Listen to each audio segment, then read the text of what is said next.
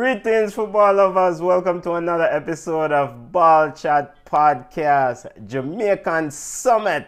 Happy Emancipendence to all the Jamaicans all over the world. Bless up yourself. I'm your host, Benton, along with the Ball Chat family.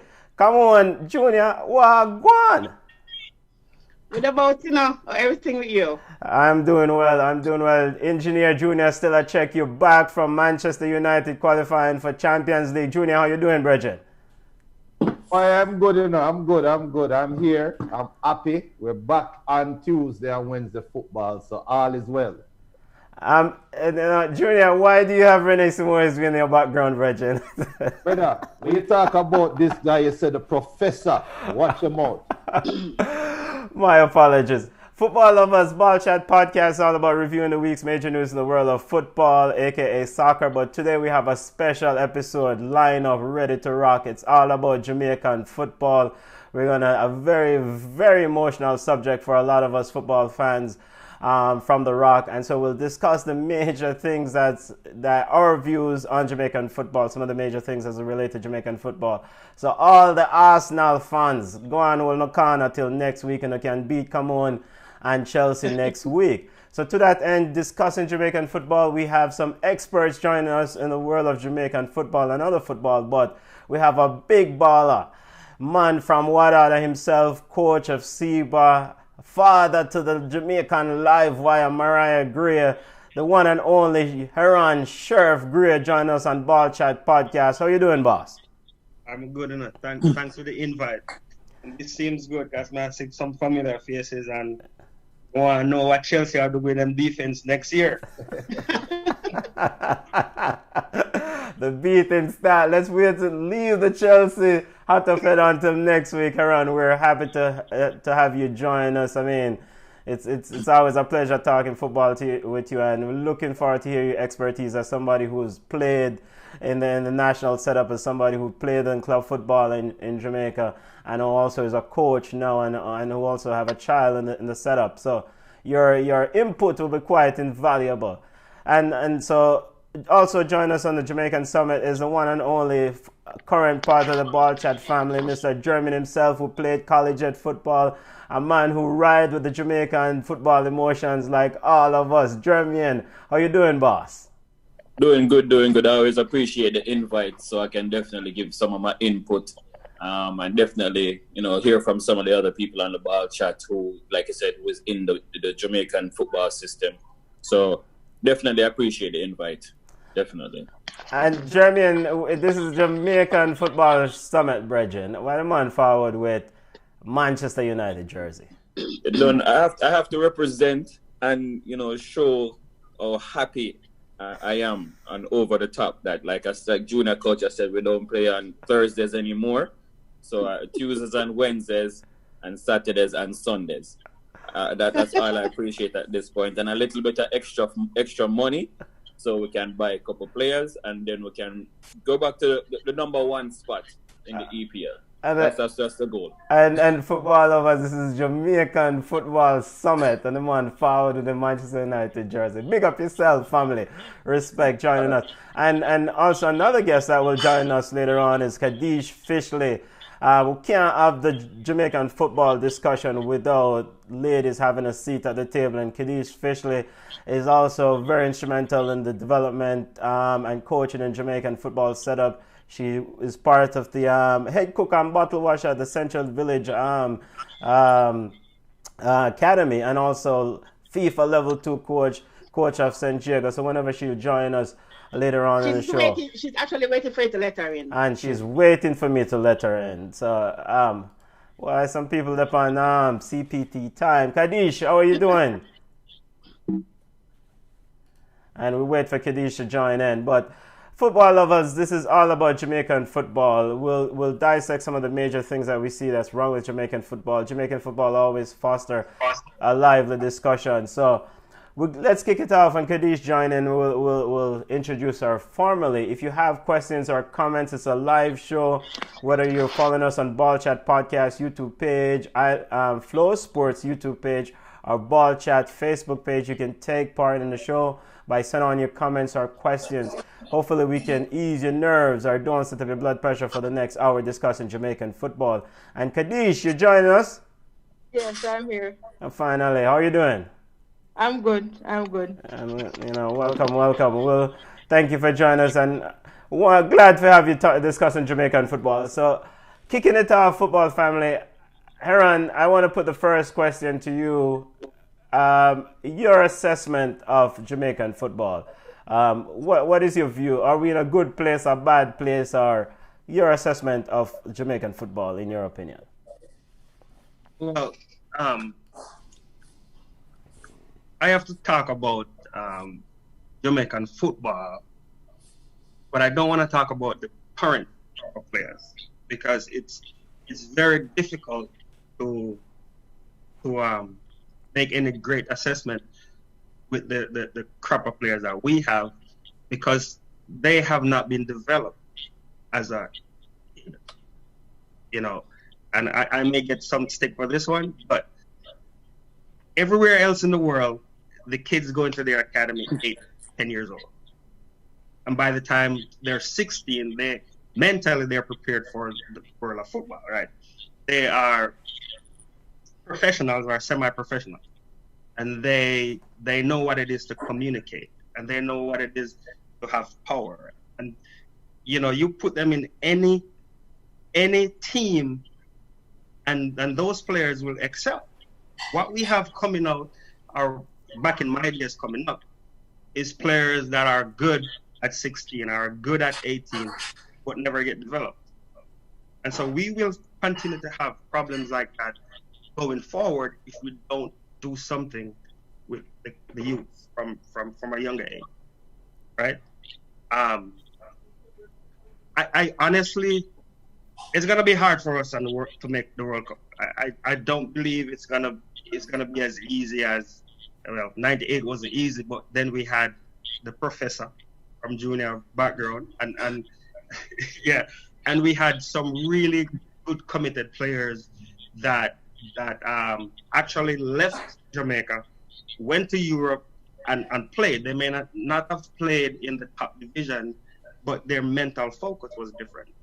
Now it's hard for me to see it happening unless some miracle happened after COVID. Okay. All right. I want to have the same question kick out to Kadish and Jermaine. We're not going on bush and talk, straight up we talk on ball chat. Is what I deal with. Your assessment of Jamaican football, Kadish. Your assessment. You've been a part of the setup. You're on the rock. Your assessment. Well, I would agree with what he said before. It's a long ways of us being very competitive at the CONCACAF level. Our philosophy towards football is always you always know the strongest players play central midfield defenders. The what we call the WASI players, them play on the wing or forward. And sometimes we just need to get out of that mentality and we'll put the players in the position that best suits their ability. Because sometimes you have players coming to me who say, I'm a forward. And then you have to look at them. And when you see them play, you say, boy, this boy is a good midfielder, And then you have to go and talk to them and say, step back and let's play here. Another thing with us is that we give the hype to certain players. We don't, for instance, let's say everybody wants to be a forward because that's where everybody gets the glory. But a team cannot function without a defender. And we as Jamaicans, we don't appreciate defenders and certain midfielders for what they are. So it's a whole philosophy change that has to take place for our football to develop into what we want it if we want to compete on a national level, on an international level. Jermaine, and this is a Jamaican football summit discussing Jamaican football expert opinions. We have former player, we have coach, and we also have the fans. Jermaine, your assessment of Jamaican football? I mean, Jackie and the back of both Kadish and there's a sheriff here. They both have a valid points. Where like I said, the youth system by the time the other countries they have kids coming up through the youth system and they know the knowledge of the game. Well, Jamaica is just picking this player, picking this player, and they don't know how the game is played. And by the time they put them on the field, they look like 11 chickens running around with their head cut off. And that's not football. And she mentioned the WASI players. You're right. We have this mentality that WASI players, you can dribble a man or you take on two man and crowd rail, and them type of ball game they finish.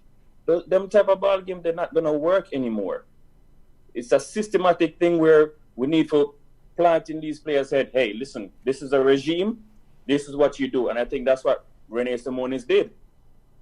Take out all of the players and say, hey, listen, you're a waste of time. You're a distraction. You're a this. If you're not going the route of this, you are not gonna make it. And ever since then, can you tell me a decent Jamaica team after the '98 World Cup team? You can't tell me a decent Jamaica team. I will have to look back through the notes. Exactly. I will look back through the notes. And that's very sad to say. From coming from so far to making it to the World Cup, and now we can't find a decent team after '98 World Cup when there's so many football leagues around the world. Come on, we definitely can do better, but a systematic change has to be made, and it has to be made fast. Okay. Football lovers, this is Jamaican Football Summit. We have Heron Sheriff Gray joining us, Kadish Fishley, and Jeremy. Come on, and Junior, let's chime in and have a lovely discussion with the guests. This is all about Jamaican football. I know both of you guys feel the same way. I don't want to set up my blood pressure, but it's good to have these things and talk them out. Come on, your take on Jamaican football. Kadish is right, because she works with the schoolboys and the schoolgirls and the young upcoming footballers. And you guys know how I feel about schoolboy football and the hype and the celebrity status that is placed on the high school football. It has not worked. We cannot point to one good schoolboy footballer who really, really busts and who make it. I don't know if you remember, his name is Rafiki Bryan. Rafiki was one of the best footballers that played for JC, and you saw the potential and whatever. But then where is he? They don't spend enough time teaching the core or the basic skills. Kick the ball, run. Dribble the man, run past him, you're fast. If you realize with our footballers, they excel, call it excel in Jamaica. Man a scale all the stadium wall for go watch Clarendon College and JC play each other. But when the opportunity comes and the footballers come overseas, them lost. They can't excel. Either the playing style is different, they can't adapt to the lifestyle, they can't adapt to the weather, but something. So if we can fix the issues from the grassroots level, we'll never get better. Because they always say you can teach the kids how to play. You can correct certain little things about the young players, a 10-year-old, an 11-year-old. But you really cannot fix a 23-year-old man. You really cannot fix a man who is actually 20, because if he's going to learn how to play with one foot, you never teach him how to use both feet when he was 10, 11. When he become 20, you're going to call him one left, one right, one foot, and everybody's going to read that, and they're not going to be successful. And the same thing, certain qualities that you can curb and adjust when you're younger, you can't do it at 20. And the coaches back home, they really, really should be blamed for some of these little things that you get a player, you put a player here because he's strong and fast and can score the goals. But do you really take the time to develop that player, right? Make the player be the best player on the pitch, but also on the pitch, make that player be the best person off the pitch. Because even then, if you hear our Jamaican players do an interview, you cringe. So they don't work on the entire package, which I think is important. You have to do something like that. So for me, I just think that the coaches back home, and ISA in particular, they're failing the schoolers. They're failing them. And then when you leave high school, you don't get the opportunity to go overseas because you don't have the quality. Where are you going to play? RSPL? I mean, come on, no. So they need to adjust those things and fix it. Can I just say something? Yeah, go ahead, Kadish. Yeah. Come on, mentioned ISA, and you can't expect much from ISA when it is run by principals. Mm-hmm. If you understand, it is a group that is run by principals, and some of these principals have no sporting. They're more school administrators. Yes, so they don't really know what it's like to let's say, how are we going to develop players instead of just being all about the money and making money. I personally think if we're going to fix schoolboy football, the first thing we need to fix is to get people who are involved in sports involved with ISA at the top level. At the top level. All right. Yes. I agree with that. Take Iceland, for example, and I forgot which year it was. That probably was 2018 or 2017. Anyway, it was a Confederation Cup.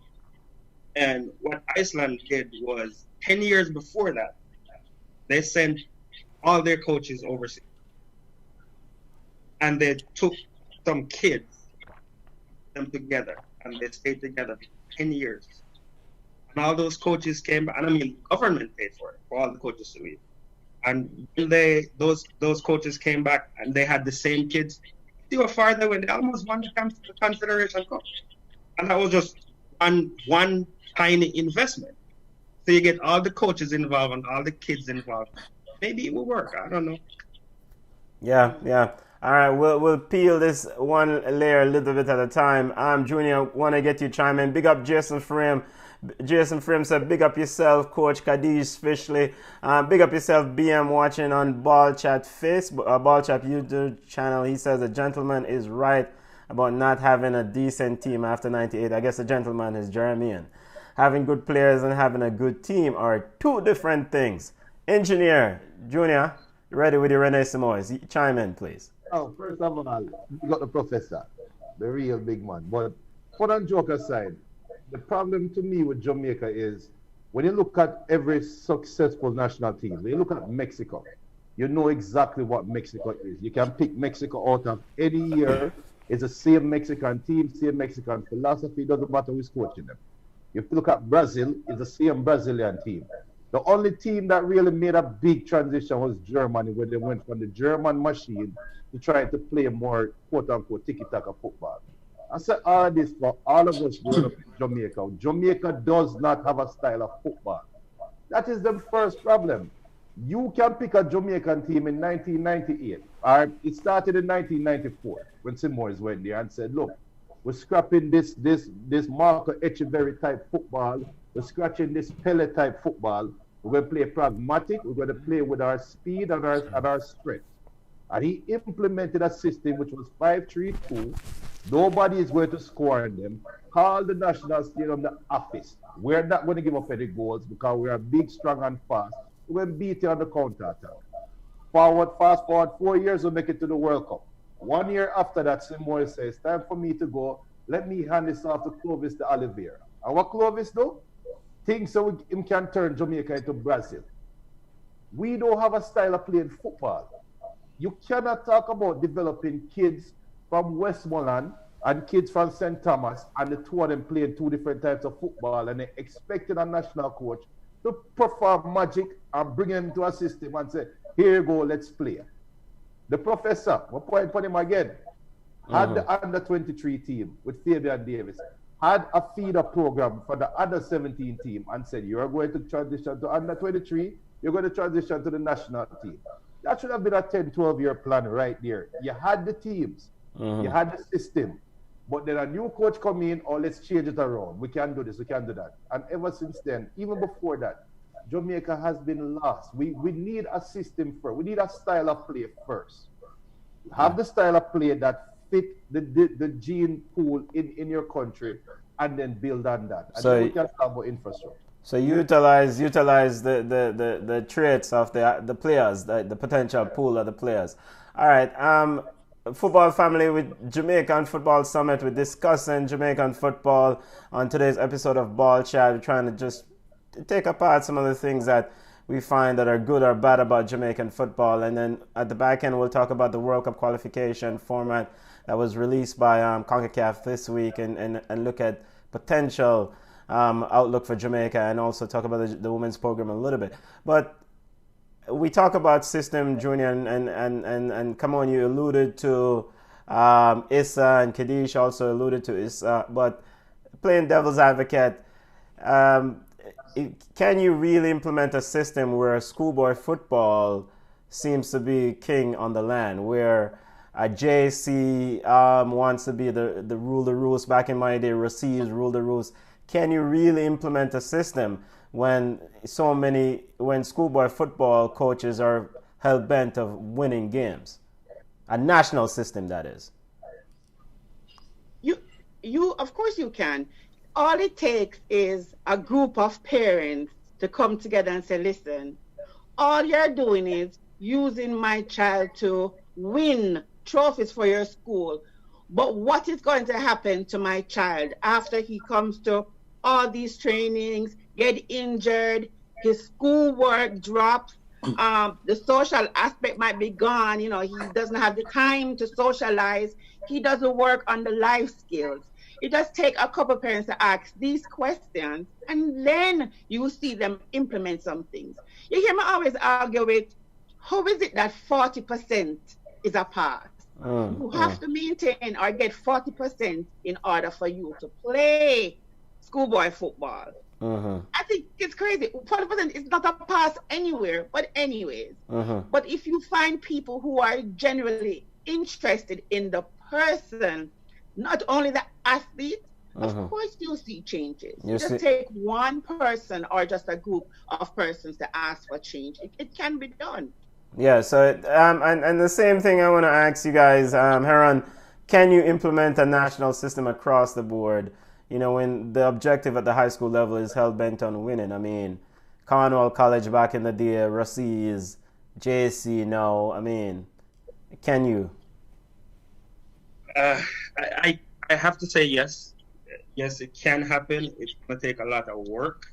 I think going back to if the player gets the development from a younger age, by the time they're 17, 18, you could look at that as they were overseas, they would be in an academy, right?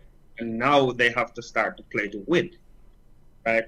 So it would ease the pressure on the coaches, for one, so they could actually play to win the games. But the problem is when they're underdeveloped and you do the same thing, it's a different spin, right?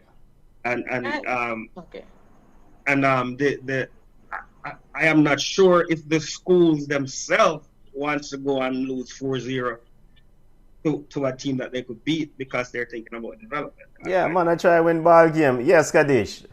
I disagree with both of them. I don't think that's something that can be implemented if the main focus of the schools is to win.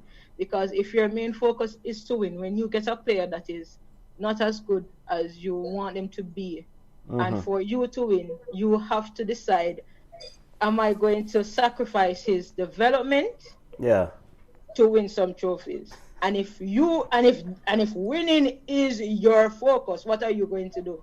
You're going to sacrifice the development. So if winning is the main focus of schoolboy football, it doesn't work. If development is not at the forefront, where I don't care if I win a trophy, all I want to know is that my players are becoming better each game, it's not going to work.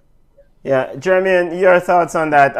Jason Frame said Issa is not, before you chime in, Jeremy, Jason Frame on Ball Chat Facebook page says Issa is not responsible for football and footballers' development. That is JFF job, and we'll get to JFF in a second and its role and responsibility here. Go ahead, Jeremy.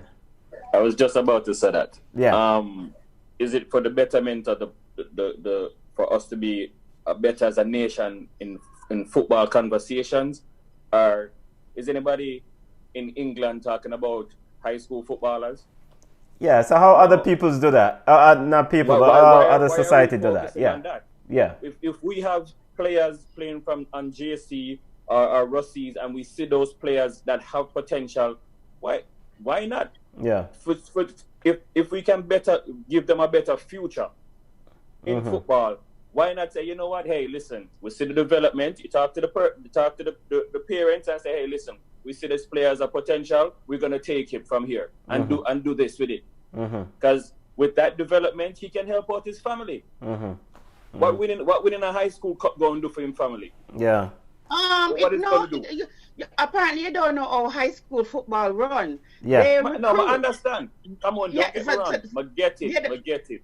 High school football big. They recruit. What them call JC again? Them call JC something like they call business. JC LLC or something like that. It's a business. Yeah. I have heard parents say coaches in the country, coaches come and offer them the world. Free stove money, just to get there. And that's the thing too. You put all this in there to win a trophy. But come on, on the long run. How is that going to help? On the long run, how is that going to help that player? But they don't. Do they care though? Them not care. That's the thing. They should just be like, hey, listen, I'm developing this player for him to be better off, so he can buy 10 stove instead of you giving me one.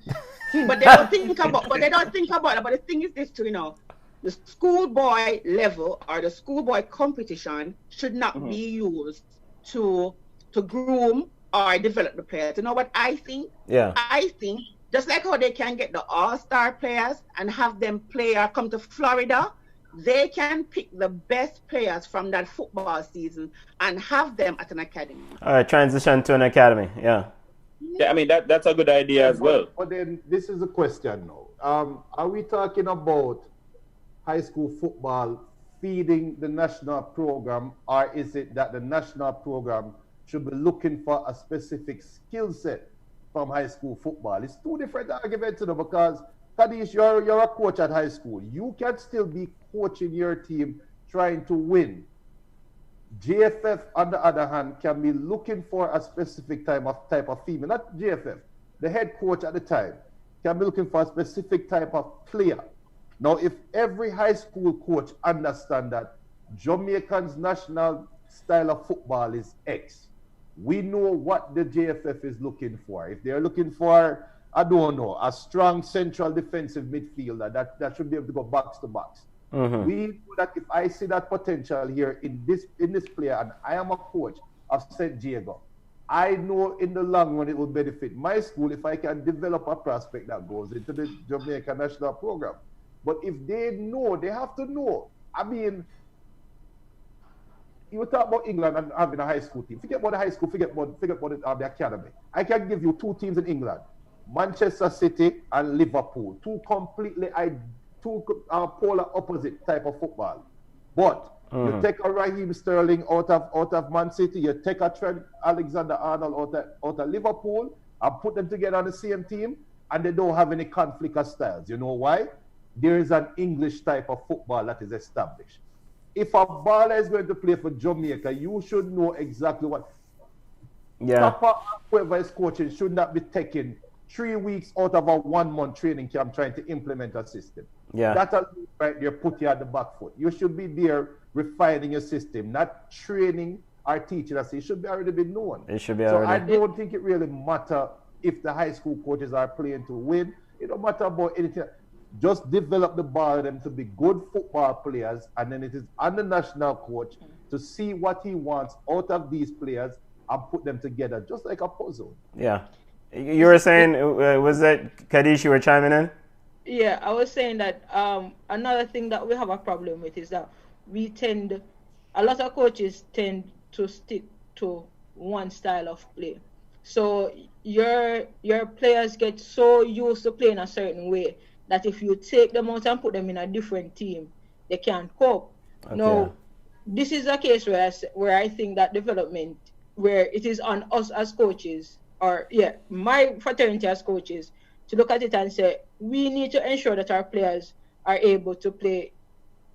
I can put them anywhere, and I should be able to get the same result anywhere I put you. So if I decide that, I need to push up my my defender into the midfield. I shouldn't be hearing, coach, I don't know how to play midfield. Because that you should be able to play anywhere I put you on the field. You might have a position where you are stronger, but if you are a good enough player and you are coached properly, you should be able to go on any team, play anywhere, and give the same level of commitment that if you were playing a preferred position. Yeah, well said, Kadish. Just getting to some of the comments. BM says Jamaica will never get anywhere with Tapa. We'll get to that in a second. These are the words of BM, not me, not ball chat. We need a good coach who understands football at the international level. Remember, we tried with Tapa during the 2014 campaign and he failed miserably. Jason Frame says, speaking radically mandate that no RSPL team can have more than 5 players over 25. Make all the RSPL a 16 to 24 competition with set doctrine, philosophy of play. Retire some of the old man them. Sorry, and big up to Altimont Freddie Butler. Altimont Butler watching us on Ball Chat Facebook page. He says, I love it. Style of play, coach. Go ahead, come on. Before we forget Jason. Yeah. Jason, before we can put our young players on a Red Stripe Premier League team, we have to fix the fields. We have to get better coaches. We have to get better referees. We have to pay the people them a livable wage. So we can say, yes, get rid of the old man them and bring in the young players so them can get playing time. But really, if a player will need to get a second job, right? He's not focusing on just playing football. Because remember when Tuffy was playing, he had to still go to Tankwell and work. So I have been told that players are being offered 30,000 Jamaican dollars. So when you bring in the young people, them in a Red Stripe Premier League, and you don't have the playing field level for them, then it's a waste of time. You're wasting the years of the young players. And that's just my opinion. You know, people might have different. One more thing. Go ahead. When Kamon said something about the referees, it's no joke, you know, because I coach female football. Yeah. And I've heard referees say, like, if a foul happens or a handball, it's girl football, so it don't count. Now, imagine you as a coach standing on the sideline trying to teach your players the rules of the game, and a referee is going to say to you, it's girls football, so it don't count. Referees' attitude have to change across the board. So in that aspect, I do agree with Kamon. Yeah, that's a stance in equality in regards to you know, leveling the playing field of both male football and female football across the board have the same rules. And you're definitely right. Referees shouldn't be telling players that, oh, girl football, no. Football is football. Yeah. All right. Before we continue, big up Andre Tennant out of London Town, following us on Ball Chat on Flo's YouTube page. We've identified a lot of issues here, football family. JFF is in charge of football. Do we have the right people in charge of running football and so forth? Let me see if I can chime in first on that. Yes. So it's not an easy job. All right. Sorry, Jeremy. Before you even answer that question about the right people, I just want to follow up and add this part. Financially, can we make football a lucrative business for Jamaica? I mean, JFF have often, to their defense, of saying that money is a fundamental issue. So all the things that we're asking about requires money. With the right people and the shortfall or shortage of money, how can we make this product something lucrative, and do we have the right people to do that? Sorry. In the sense of having the right people, of course, picking up yourself and being in a JFF is not an easy job. As we have stated, there's a lot of problems that has to be fixed. First of all, Kamon was saying that we need fields and so on and so. Yeah, all of that boils down to money. I think we need some more sponsorships and using some of these. I think a lot of money is wasted on stuff that we don't need, and it's not injected into the right places. To be honest, if we can find somebody who's financially sound to be like, you know what? Let's concentrate on this. This is our biggest money maker. This will double our funds so we can get better fields. This can double our funds so we can lower better players into certain situations. And I think that can definitely help. But like I said, JFF is a hard job. I don't know if the people that's in it now is doing a great job, but I think they can do a better job in regards to, fundamentally putting in or injecting more, like I said, finances and finding sponsorships from different companies. Who sponsor Jamaica right now? Working on it. Working on it. But there's too many logos out there. Yeah. That Jamaica can't find a sponsor. Yeah. And Jamaica as a athletic country itself shouldn't have a problem finding a sponsor. Yeah. Come on, Heron and Kadish, I want to chime in on that question, but we cannot ignore that financially money is a huge problem. As the headlines came out, as CONCACAF released the schedule this week for the 2022 World Cup, just to paraphrase, President Michael Ricketts alluded to the fact that they will now have to plan ahead and reach out to corporate America for some money. CM thing again. Money. Go ahead.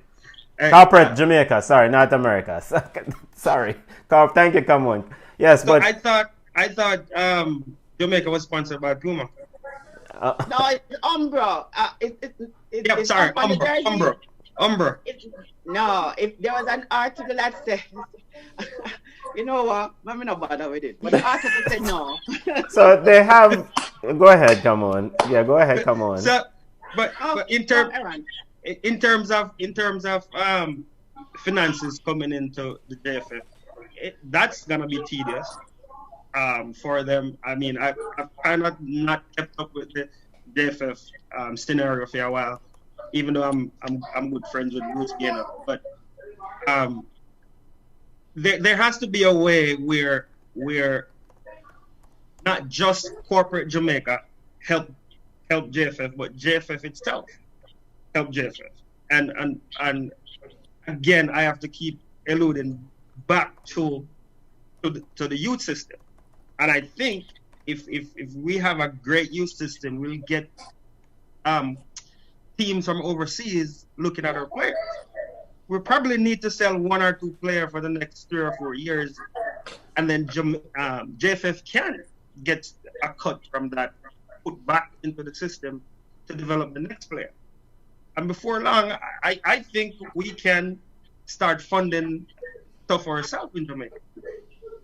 That's my thought on it. Yeah, Kadish, your thoughts on that? So it's something that, and last I checked, it was Romeo was one of the sponsors, I think.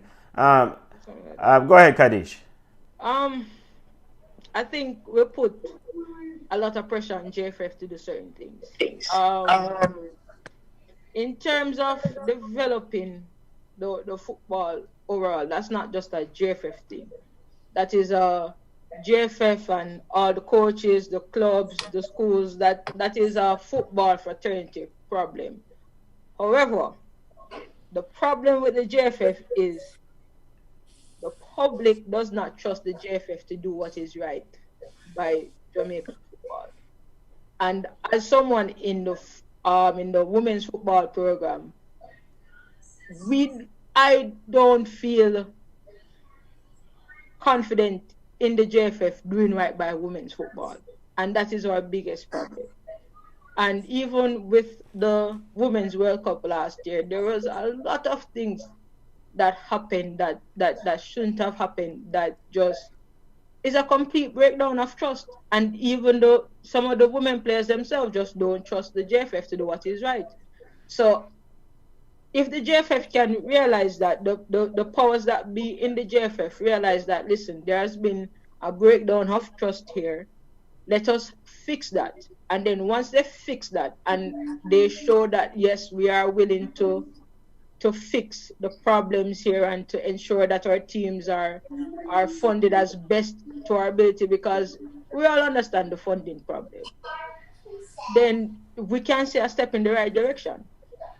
Yeah, so money is a fundamental issue. Come on, and Junior, and before you guys chime in, FIFA has allocated one million for member nations for male football, and what US 500,000 for women's football. So technically, Jamaican should be getting about 1.5 million there. About General Secretary Dalton Wynn says he doesn't know until he actually sees the money comes into the account. But because of the current climate of COVID and FIFA has been stepping in to try to help member nations. What do you think would be the best use for such money? And to kind of follow up with that. I think, right, first of all, the women's national program, not the women's national program, women's football. The women's football on a whole, it's underfunded, right? They're saying that the men's football team generates the money. Yeah. And let us be honest, when Jamaica football play, fans don't go, so they don't get gate sales, they don't get food money, they don't get anything. So the support is not there, so they are actually losing. And if the men's program is supposed to generate money for the women's program and they're not getting any money, then there's nothing to trickle down. Trust in the JFF is something completely different, and the JFF will have to redeem themselves, especially after the women's World Cup debacle. The last time they went, about last year, the year before. Yeah. When they got the money, and it was like a sense of getting the money and don't know what to do with it, or I would call it never see, because they got a little bit of money and they took this huge entourage, like when Cableton go up on stage with 50 Rastaman. That's how the JFF spent the money. So, and they took 9 months before they actually paid the women the money. For the same foolishness with Gold Cup, and remember that the JFF actually get the prize money. Come out of them own kitty. They get the money, the prize money, right? And they knew in advance how much money they would have received. And you had this long couple months draw out foolishness for the man them get paid. So if the players don't trust the JFF and can't take them at their word, the referees don't trust the JFF, because last week there was an article that says they are still not paid. They have not been paid for last season, right? Then how are we, the fans, supposed to trust the JFF? I don't understand. There's nothing. They don't market it. And I even said it to somebody in the JFF that says, when I was in France, and Mr. Gray, you can confirm this. When we went to France, we could get no Jamaican jerseys to purchase. There were no Jamaican flags, no Jamaican stuff. It was like a missed opportunity to make some money. Even Italy had a stand there and they were selling things. So I mean, like, JFF really need to revamp themselves and kind of like reach out to fans so we can actually come on board. All right, so JFF need to repair the trust. Junior, you wanted to chime in on that? I big up the professor. Again, the professor. I should have a picture right here of Portia Simpson. I should have a picture right here of Horace Burrell. Now, the best thing that we can offer for the men's football, 94 to 98, they're bringing in Simoes, right? I'm going to keep harping on that because that is the best period of Jamaican male football. When Simoes came in, Portia was the sports minister. I think Burrell just came into power in JF. I think, or just got renominated, whatever. They had a big thing called the Adopt a Player campaign. I see Altiman Butler was in the chat. Big up Altiman Butler. Big up Paul Young. That team, that qualified us for the semi-final round. And Altiman will reach out to you, hopefully they can come on the show. That team was what triggered this whole road to France, blah, blah, blah, blah, blah. Mm-hmm. Long story short, you took a good set of players, put good quality on the field, monetize it by advertising it to the private sector of Jamaica and say, yo, instead of you sponsoring the team, we're going to be doing it down, and you come in, you like Paul Young, make Paul Young be a brand ambassador for you, but you have to give us some money. It's the simplest of logic. It's the simplest of common sense. Yeah. Now, I don't want to sound like I am trying to take advantage of the players. Yeah. But the women's team just qualified for the World Cup. The whole world loved the reggae girls more than they loved the reggae boys in '98. Okay. Worse when their story got public. When America look at, when you watch TV and you hear them talk about the girls them and the ladies and say, yo, they had an anchor. They were given an anchor and were expected to sail from Cuba or from Jamaica go Miami, and they made it in one day. Yeah. Impossible. Mission impossible.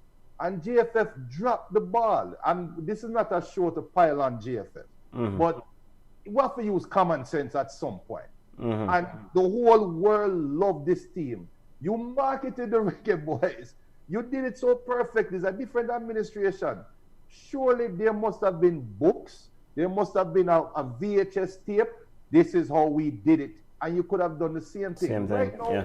the reggae girls is like a figment of our imagination. It's one of the saddest sports story ever. Yeah. And I don't want to hear anything about money when I have the money, when I have this. Because if a man can get a push cart and run a push cart service selling coconut water, and then years later build a store, why JFF can't build a good Not utilizing.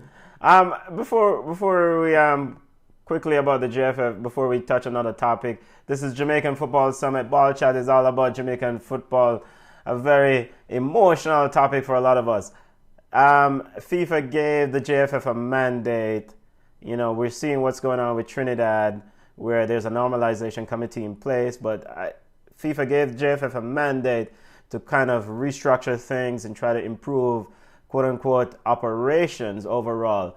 Do you guys expect this FIFA mandate to improve JFF output 2-3 years down the road? Heron, starting with you. Just want to go back on what Juno was saying a while ago. Yeah. Because my daughter, Maria, she left the U.S. youth system to play for Jamaica. Yeah. And the difference is sometimes it kills her. Like, just the fact that there is not much communication, or the communication could be better. Yeah. It bothers her. It's like they call her 2 days before a game. You know what I mean? With the U.S., they give you a month's notice. This is where you're gonna be. This is where you're gonna stay. This is who's gonna pick you up. You're gonna be in this place or that place. So I'm saying you don't have to pay for to communicate. It's difficult. But I know I forgot your question that you asked. No, yeah, no. Regarding the mandate, the JFF, the FIFA put a mandate in place. I think there's a deadline of December 31st, 2020, but of course with COVID, it may get pushed back. But do you eventually expect to see some improvement in JFF operations with this mandate 2 years? At least that. Well, I would hope so, because just by listening to conversations, the whole Jamaica on a whole is dissatisfied with the mistrust of JFF, and this would really kind of help to put JFF back, in tangent with the Jamaican people. Yeah. So I hope so. I'm hopeful. We're hopeful. Come on, Kadish and Jeremy, your thoughts on that? I know, come on, you're not hopeful. They have to. If they don't, then they stop getting funding from FIFA. Yeah, but I mean, look at what's going on with Trinidad. Trinidad is going to a normalization committee implemented by FIFA. It's a long, drawn-out court case, blah, blah, blah. So there's no have to here. And I know that they're making changes, because I don't know how long ago it was, but we are now talking about having a professional women's competition in the island. See, good news. First and second division. Good news. Exactly. Awesome. So there are steps, and I honestly, when I heard that and speaking to some persons about it, I've been hopeful, and I've never been hopeful. I haven't been hopeful in a long time when it comes down to women's football in Jamaica. So I'm hopeful. So I think that they will do everything in their power to ensure that they've made the changes. All right. The good news, trust but verify. Jeremy, you're chiming on this whole situation with this FIFA mandate, and we got some good news that they're working on a professional league there. Yeah, that's definitely good to hear that they're working on a professional league. Definitely to develop. You know, so unhappy, Bridget. Come on. Yeah, man. No. The thing that I was gonna say, and I was just harping on what you were saying, but the thing I think JFF have a transparency issue. Yes. Where they don't want to share certain things, and I think that's causing the mistrust in everything. I know that this mandate coming now, there might be a fight, but hopefully it's not, and they do what is right for Jamaican football overall when it comes to man and women. So, like I say, it's going to take a while, but hopefully it definitely, FIFA injecting themselves will definitely help us. The FIFA mandate coming on the pike, deadline December 31st. They're about, come on, your thoughts? They don't have a choice. So I do think that they see what is going on in Trinidad, yes, and they don't want it to be them. And I think Ricketts and Wint have too much pride for really make this happen to them, especially Wint. Yeah. Wint want to trace and fight everybody who says something against him. So I don't think Wint will allow this opportunity to pass them. Mm-hmm. And especially knowing that Craig Butler is going to be out there looking somewhere saying, if you did choose me, I'm going to tell you so. So I think that they will actually follow that mandate. They will follow the mandate. Jason Frame says, people, we know the problems. What are the solutions? So one of the solutions is that the FIFA mandate should help to shape things up in terms of structure and function of the JFF. But I also want to ask, as fans of the Jamaican football setup and Jamaican football teams and national team, what can we do to make a change, if anything? Before we answer that question, yeah, Mr. Wint, Mr. Ricketts, Mr. Butler, Wint and Ricketts, when we reach out to you, please forward to the show so we can have a discussion. Hey, Let me tell you something. Let me just wait a second. Let me just read 4 lines. A federal prosecutor in Switzerland said on Thursday that he had opened a criminal investigation into Gianni Infantino, the president of FIFA, after concluding that there were indications of criminal conduct in meetings between Infantino and an official investigation into soccer corruption. The long story short, where is the Jamaican football summit? Dance a yard before you dance abroad. We have so many commenters, so many parvas, so many talks we can apply to this. Before they come meddle in Jamaican football, fix up your house first. That's number one. It's just that simple. And I stand with Trinidad. You're going back into the foolishness. Oh listen, my God. But listen, Benton. Yeah. This is my problem with the JFF. The scouting system is non-existent, right? They have to fix the scouting system. There's no way for somebody to send a tape, send a CV to the JFF. When you go out there, I have said it already, I have offered my service. I said to them, listen, you can find fans of Jamaica football in all 50 states in the USA. We don't want no money. We just want to have a direct line to somebody, because when I am refereeing and I see a player out there and I hear the parent out there with a Jamaican accent, I go over to them and I say, you're from Jamaica? Because that's how I got 2 players to play for Andrew Edwards' team. And that was good because Andrew allowed me to submit 2 players to him. And remember, say you have to find your money if you go on trial, And he saw that they were good enough to play. So if you have people in different states who go there and identify some players that you think can help the national team, why won't you listen? Why won't you give us the opportunity to help you? There's no scouting. When they have the tournaments anywhere, I can bet you there's nobody at, well, we never Jamaican play MLS more than Andre and Alva. But when there are tournaments going on, you don't see a Jamaican person on the sideline with a clipboard. There's no scouting, you have to fix the scouting. That's the first thing. You have to fix the scouting so you can get the best of the best. Look at what's the guy name in a Leeds? Yeah, Calvin Phillips. Yeah, Phillips. Yeah. Exactly.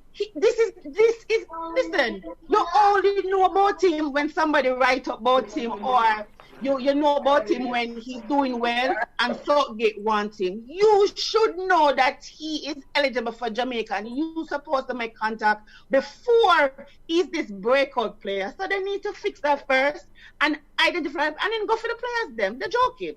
All right, so we're pushing up against the clock, but quickly we want to get to that question. So Kamon said scouting is a problem. We definitely need a better infrastructure.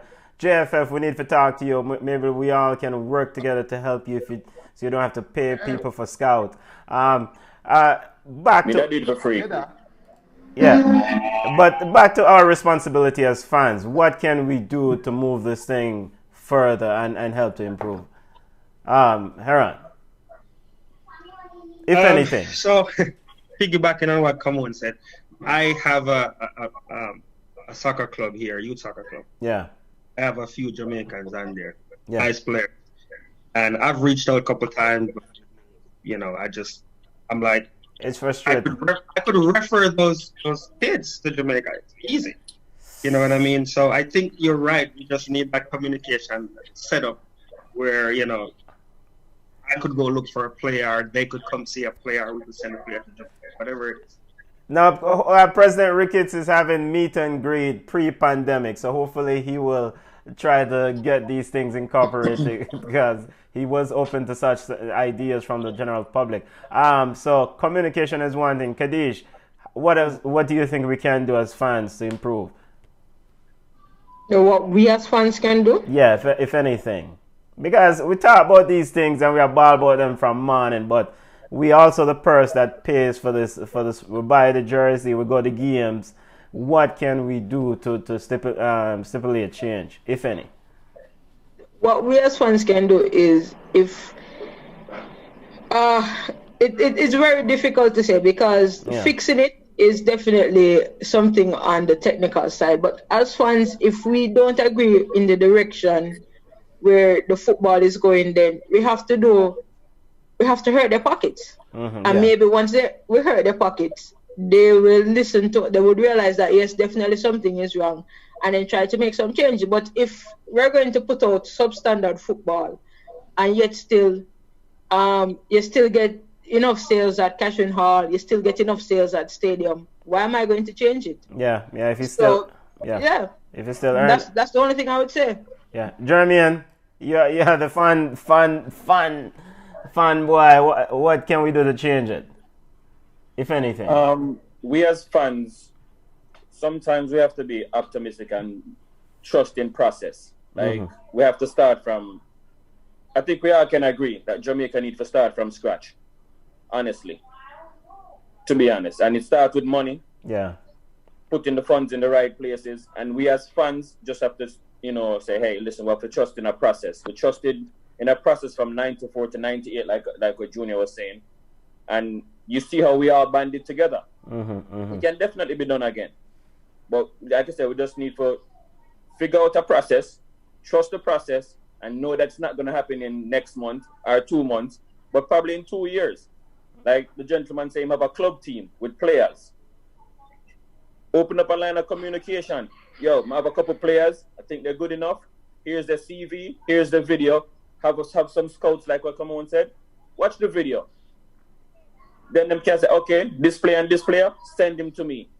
Develop the players them and have like I said, it's going to take time. But as fans, we need to trust the system and revamp it. And see if that works. And see if that works. So come on, it was a good thing that Mike Ricketts decided to do to meet with the public, right? And be engaged, right? Really?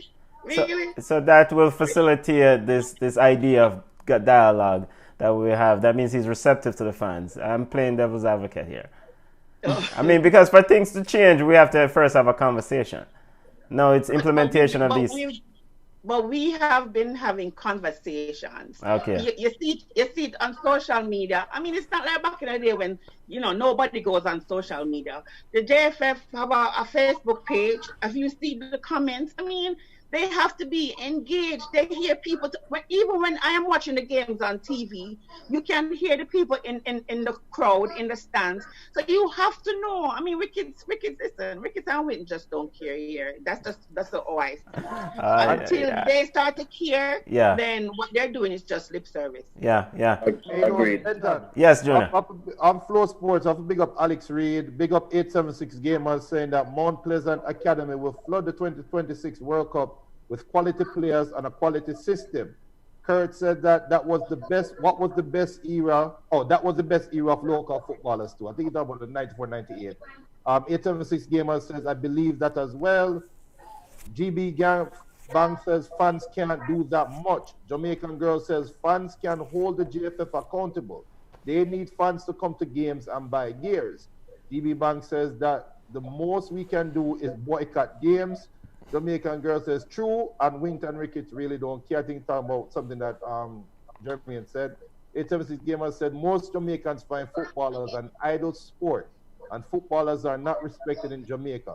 Footballers need to start earning more so average Jamaicans will respect and support it. DB Bank said it's hard to trust the system when those who are in charge always seem to disappoint.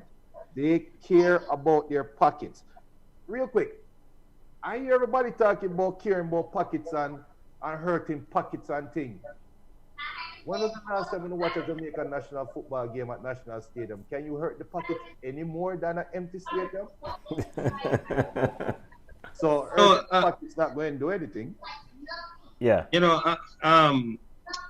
We as fans too should take some of the blame for all that's going on. Yeah. Because look at Honduras. It doesn't matter win, lose, or draw. Their stadium is full. Yeah. It doesn't matter what is going on in their economy. They go to the games, and I think gate receipts can help. Yeah. So if we as the fans forget about somebody lining somebody's pocket and just go to the game for the sake of the game and the players, then that could help, I think. Yeah. No, but you see, the thing is with that is I don't want to spend my money and go to a game. That's exactly what I'm talking about. Spend the money regardless. No, it's not about winning. It's not about winning, losing, or joining. I am talking about getting a good quality game. The last game I went to, I was so frustrated with the team. I just stopped watching. And how I can't see myself spending money going to the stadium to not watch the game. I hear you, but it's only one Jamaica team. It's only one. Yeah. And that you don't have to represent that one forever. I will go and watch the women all the time. I am never disappointed when I go to the stadium and watch the women play. But yeah, I kind of disagree with what you're saying. I mean, I can't, like the gentleman said, it's two Jamaica team, the men and the women. You have to support in order to inject funds into the program itself. If you don't go, then there's no funds. No. What I think is a transparency is needed. Transparency is needed to the funds to be injected into the right place, because like I said, people are worried about people lining the pockets. Okay, this amount of money get make at the game, this amount of money is going to be injected into the program to fix the field and whatever is needed, pay the referee so we can have better quality, because sometimes it's not even the quality of the players, it's the quality of the field. You try to kick a one-time shot and the ball bounce over your foot and you're going to look like an idiot because the pitch is horrible. It's 50-50, right? Because look at it. I don't see myself taking up my money, my hard-earned money, waste time in traffic, drive got catering all, fishing man, pile man, and salad him. The same thing here.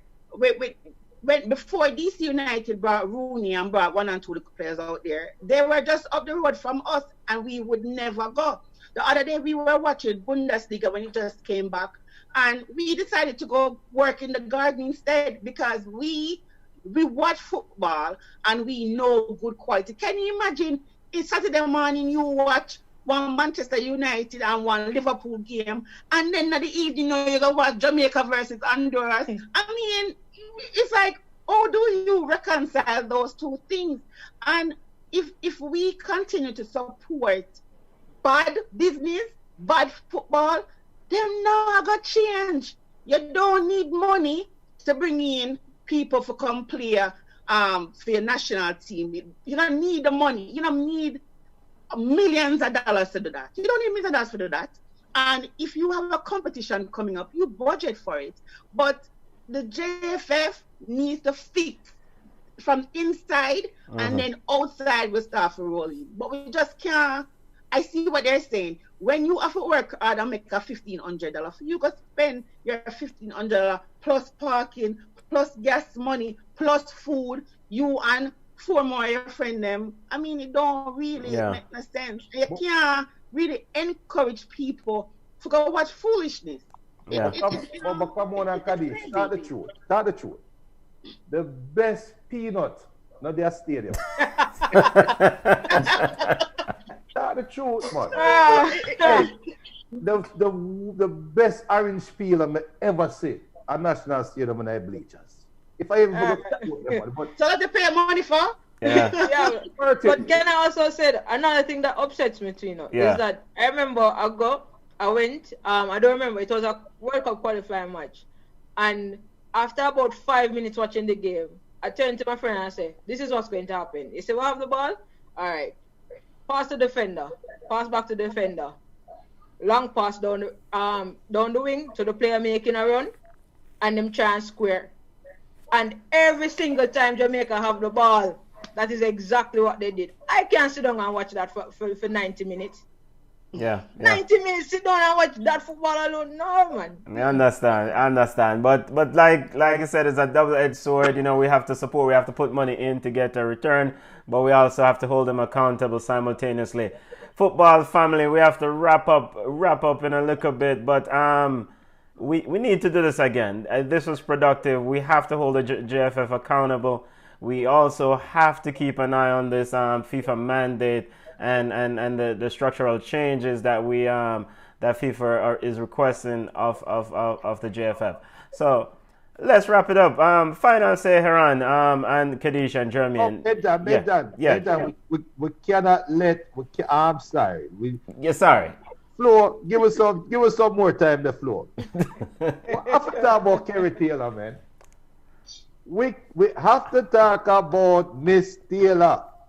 Emancipation weekend, they want to cut off a Rasta boy head or a Rasta pick the head of Jamaica because of the dreads. We have to talk about Kerry Taylor. All right, football family, engineer management gave us a few more minutes on the air. Kerry Taylor, in an interview with the BBC, says that she's consulting with the JFF. She was assistant to the London Donovan USL team here in the state. My big General Secretary Dalton won't say nothing to formalize yet. I mean, but she is providing some advice. Your thoughts, football family. Junior, you want to go ahead? No, I don't want to go up further because I don't want the meeting program to come after me. So somebody all right. Well, since it's the field that I'm in, let me just say. Yeah. I don't know enough about her. Okay. What experience does she have apart from assisting London Donovan's team? No. Let me stop you right there now. So Kerry Taylor, she referee. She started playing from she Pitney. She referee. She coach. She played the sport, and she made history by being the first female professional coach in the soccer coach in the United States. Yeah. We don't know why she left. London Donovan's thing, it was, no, I haven't seen anything to say why she left, but she leave it. But it was interesting to see that she's offering advice to the JFF, but at the same time, she's not being paid. She said that she's employed by the JFF only for Winfrey say she can say anything she wants to say, but nothing is on my desk. So it's kind of weird. Nothing is ever on Win's desk. On Win is saying nothing ever gets in. So it's interesting because she was recommended by the coach. Yes, Howard Bugsby. Yeah, Bugsby. So you're saying that out of all the female, because I always feel that the female coaches in Jamaica are always underserved. So it's going to be interesting to see how Kerry Taylor fits in. It's just crazy. So she has pedigree. She has like things behind her back. She knows what she's doing, but yeah. Exactly, she fits in is yet to be seen. And the quote quickly from General Secretary Dalton Wind, this is from the Gleaner. He says, quote, "The assessment is made by the technical department. It's not what you have, but what is required. So it depends on what she has to offer and what we are requiring. He, as in Busby, can... But we not have nothing. But he, as in Busby, can make recommendations, but it's not everybody that offers themselves the JFF will entertain. There is a process, and we have received nothing official." End quote. So I mean, the General Secretary says a process. Kadish. So you said you don't know anything about her. No, I mean, I even tried to Google her, and the most that I've seen is just her leaving San Diego recently. Yeah. But if she's as decorated as Camon says, then I can understand her. I can understand us wanting her to advise us, but I don't think she'll go on a program such as the BBC without having received anything formal. Yeah. That she's a part of the technical body. So as always, Wint is missing. I kind of disagree with you, Kadish. Yeah. I kind of disagree with you, Kadish. Check this out. The article that I read in the Gleaner is kind of confused, right? Yeah. But Mr. Wint was talking about that she's providing. I don't know if it's work or it's just helping, but she's providing some kind of insight into what the JFF should be doing, right? But at the same time, it sounded like Mr. Wint was irritated because she used the name without permission. Well, if you're consulting on expertise, if you're talking to an expertise in their field about what they do, you are consulting. So she has all right. Yeah, it sounds like she consulting. She has all right to use JFF. Right? But in the end of the article, Mr. Wynn sounded like she really liked Harry. Like he really liked her. Like he would employ her if everything goes straight. I was like, I need to talk to Mr. Wynn because I don't know what to yeah, Jeremy, and chime in on this because yeah, I mean, I agree. I mean, if she's gonna be a consultant, like you said, she have every right to say what she needs to say, and tell and be straight up. Can what the situation is? Can Jamaica football being financially strapped hire such fancy coach? I mean, because Kerry Taylor is not cheap, We just want to put that out of corner, so. So I mean, I think when it comes to Jamaican football and money thing, if you probably have to do it, some part of it have to be for the love of your country. Okay. It has to be that. You have to sacrifice the money, because go back to club football for a few seconds. The gentleman that Manchester United purchased through the loan period, him take a big pay cut. Yeah. You know why I'm doing? The man love Manchester United. Yeah. And that's what some of us need as coaches and players. The money is not gonna be there, but if you love pride and joy of your country, just do it for that. All right, come on. But it's Kerry Jamaican. She just loves Jamaica. She probably just want to see the women's program develop fully. So yeah. So I don't. But why would she do it for free? I mean, why would she? I mean, Sidela Mali, running up and down doing all these things because she's Jamaican. She loves the program. But why would Kerry Taylor, a historic coach who have all these other opportunities out there? She like a challenge. Come on. She does not have coaching a national team on her resume. Yeah, she like a challenge. That's gonna be huge for her. Exactly. Unless she's going to give technical advice, since she was an assistant coach, if she's going to do like maybe camps and do like, but in terms of running the program, that in the article, funny enough, in the article, Wynn said something interesting. In the last paragraph, he said she provides a lot of different assets: coaching, education, coaching and administration, plus provide opportunities for local women's coaches and former regulars getting involved in coaching. And I don't know. A technical director job, that. That sounds very interesting to me. So she's a technical. There's something in the pipeline coming along. Listen, Professor is right here. Gary, if you want to be right here, first of all, don't open your mouth about Jamaica if you've never set foot in Jamaica in any capacity. Kadish, you're a female coach. You're a female coach in Jamaica. When I moved to the United States in Florida, and I wanted to play football, and I went to do my 1 year high school, you know what the coach told me? The first thing he told me, you have to run a mile in 6 minutes.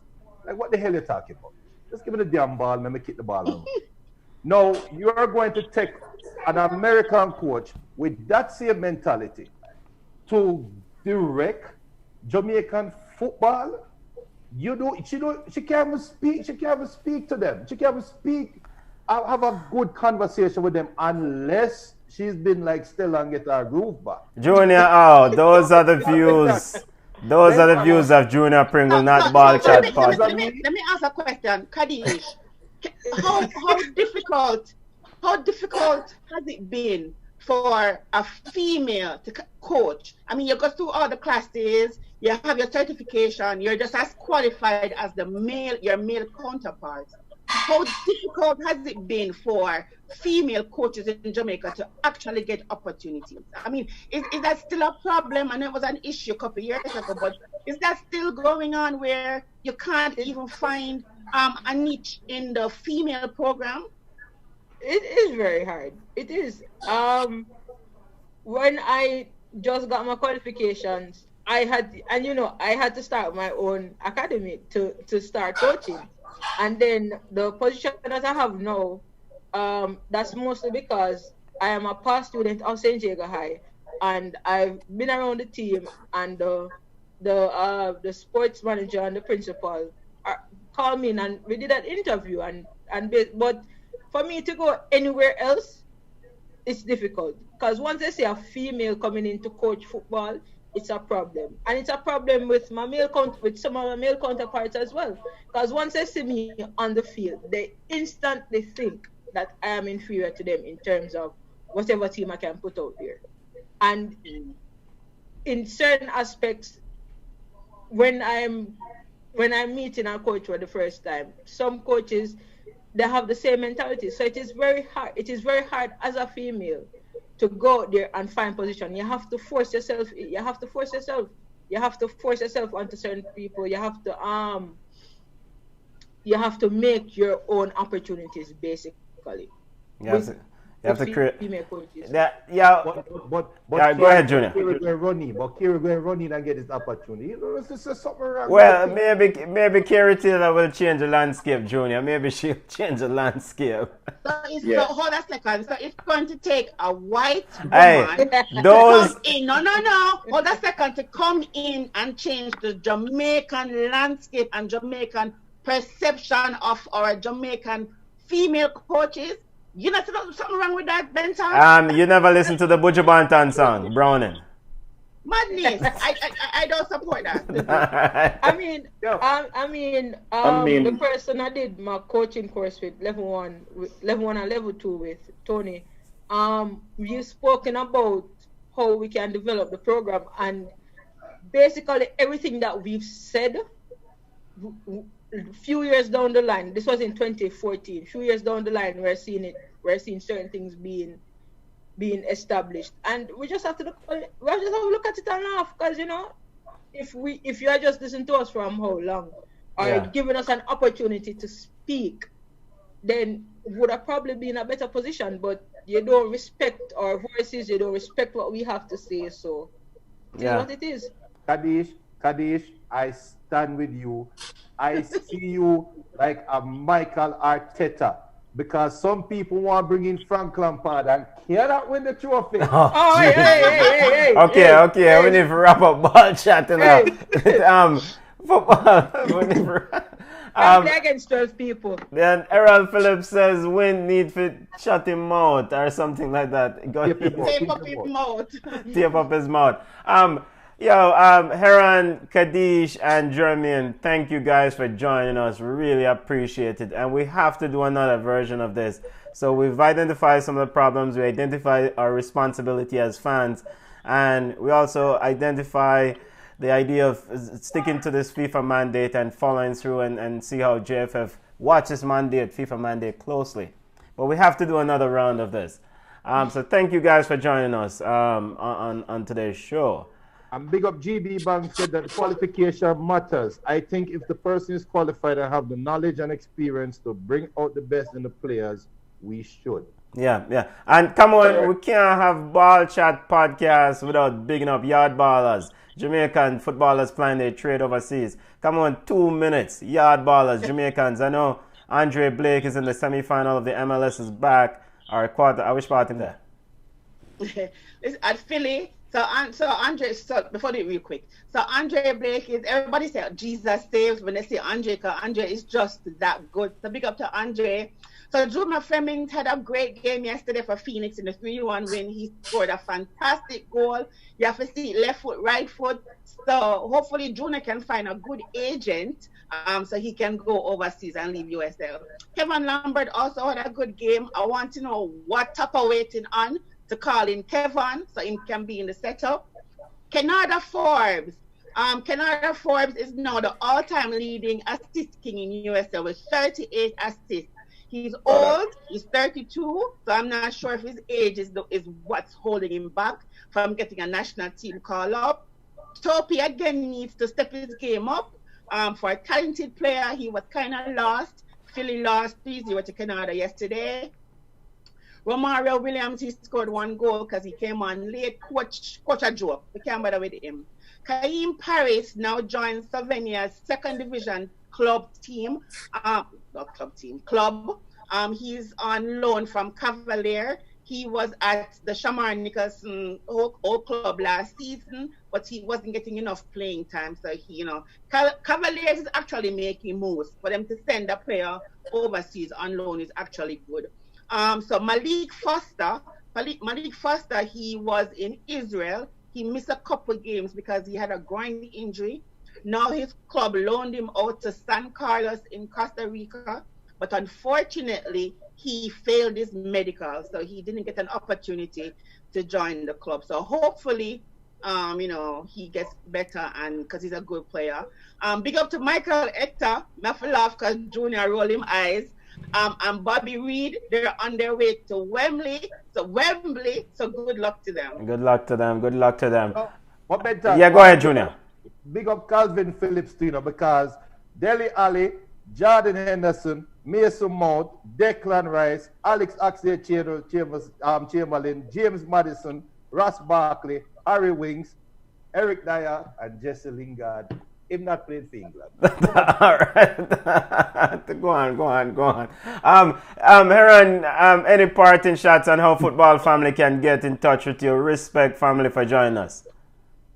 Yeah, man. Just you could go to Facebook, Aaron Sheriff Gray, or you could just look up BVB Seattle, and I'm there. And we'll definitely talk again. And the team that you're coaching out there in Seattle is which team? Yeah, it's a club team. It's BVB Seattle. Yeah. The club team with I think it's 14 teams in there. Okay. Great. But one parting thought for Kerry. Yeah. Taylor. Yeah. I hope she gets the job. Yeah. But not just for herself, but for the Jamaican side. Maybe there's a little difference that she could bring. Yeah. Especially in the admin. Yeah. But I want her to know that understanding Jamaica and its culture is something that she has to live. You can't just come and say, you have to live it to really get it. So I hope she gets in there and do well. Yeah. Hey, and by the way, we hope say Reno will kick up what other one day soon. Respect family for joining us. Bless up family. Thanks. Yeah, man. Kadish, any parting shot on how football family can get in touch with you? Oh, sure. You can hit me up on Twitter at DEESHI. That's DEESHI. I'm funny. I talk about politics. I talk about football. So, yeah, you can link me on Twitter. Yeah, and you're a Chelsea fan too, right? Kinda dark. Watch our mentions go right up to them. These are Chelsea fan people. Jermaine, any parting? Yes, go ahead, Kadish. You were saying something? Yeah, I'm saying just because them teeth out a little FA Cup yesterday is alright. Yeah, but we forgot the Wolves free kick last week, eh? Jermaine, any parting shots, Jermaine, football family? I know people can get in touch with you if you want. On my Facebook, it's my government name, Jermaine Samuels on Facebook, and What's your real name then? Not just a government name. Jermaine Samuels, that's my real name. So yeah, they can hit me up on Facebook. Yeah, that's where I'm on mostly when it comes to talking about football and everything like that. The other media outlets I don't really use as football channels, but that's about it. And I really had a good time discussing Jamaican football. It's a conversation that is needed to be had, and we need to definitely implement some of what the fans them are saying, and they really need to listen in order for a change to be made. Yep. And we have to engage JFF. Whether they want to talk to we or not, we have to engage. Yeah. Definitely need them for come on. Definitely need them to like I said, if you can bring one of them onto the program, definitely. We definitely reaching out. One day we roll one of them on forward. Come on, and Junior, any parting shots? Just free up the thing, JFF. If you can't manage it, just let it go. The thing is, they're going to say free up Vibes Cartel. Junior. Big up GB Banks, my Instagram account, Jamaican girl. Big up my parting shot. Big up the professor. Hey, all on there, GB said this needs to be a 2-hour program. Just tell GB said we run over because it's supposed to be 1 hour. Yeah, we have a talk to Flow Sports about that, GB. Football family, thank you for joining us. You can connect with us on Instagram at BallChat Podcast, at Instagram BallChat1 on Twitter. You can also connect with us BallChat at Facebook at BallChat. You can email us at ballchatpodcast@gmail.com. The audio version of the show will be available on iTunes, Spotify, Stitcher, wherever you get your podcasts. Well, when you talk about Jamaican football, everything run over. Come on, Junior, family, we're going on the road now. We're going to have another summit real soon. Email us at ballchatpodcast@gmail.com. Let us know what you want us to talk about on the next summit. We're going to be talking Jamaican football, so whatever you want us to talk about, email us at ballchatpodcast@gmail.com. Yeah, Lampard in. Yeah, man, we're going on the road in our family. Take care and stay safe. Bless up. All right.